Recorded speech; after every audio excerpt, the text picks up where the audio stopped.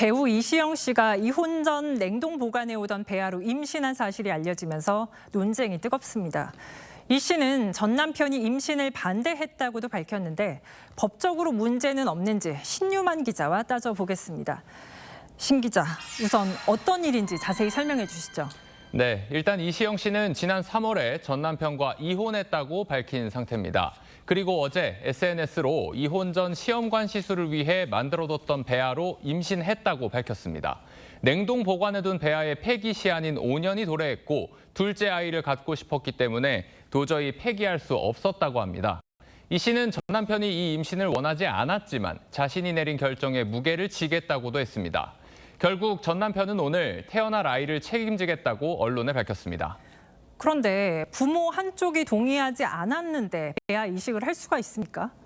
생명윤리법 24조에 따르면 배아를 만들기 위해 난자와 정자를 채취할 때 부모 모두의 서면 동의를 받아야 합니다. 하지만 수정된 배아를 이식할 때는 따로 아버지의 동의를 받아야 한다는 조항이 없습니다. 이 때문에 이시영 씨는 생명윤리법상 저촉되는 부분은 없는 겁니다.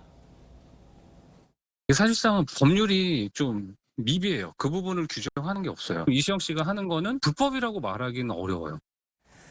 그래도 어쨌든 전 남편이 동의하지 않은 거잖아요. 그런데도 양육의 의무가 생깁니까?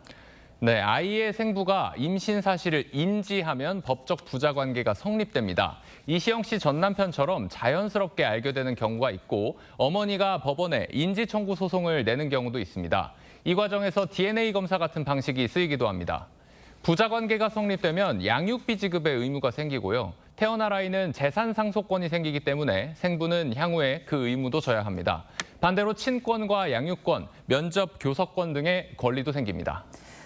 전 남편 입장에서는 전 부인 혼자만의 결정으로 아이를 갖게 된 건데 좀 부당하다고 생각할 수 있을 것 같습니다.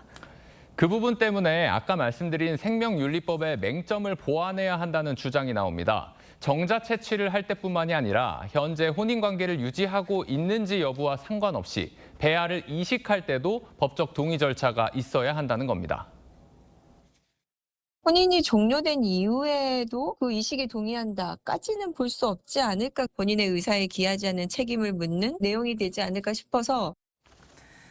그러면 해외에서는 어떻게 하고 있습니까? 네, 1992년 미국 테네시주 법원은 전 부인이 자신과 만든 냉동 배아로 임신하기를 원하지 않았던 전 남편의 손을 들어줬습니다. 사전 합의가 없었을 경우에 부모가 되지 않을 권리도 중요하다는 겁니다. 2017년에 애리조나주 법원도 전 남편이 원치 않는 배아 이식은 안 된다고 판결했습니다.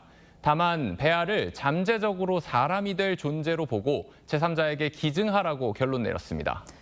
네, 수정된 배아를 폐기하는 것도 또 동의 없이 아버지가 된 사람한테도 책임을 지라는 것도 좀 무겁고 복잡한 문제인 것 같은데 제도를 좀 섬세하게 손볼 필요가 있어 보입니다. 신 기자 잘 들었습니다.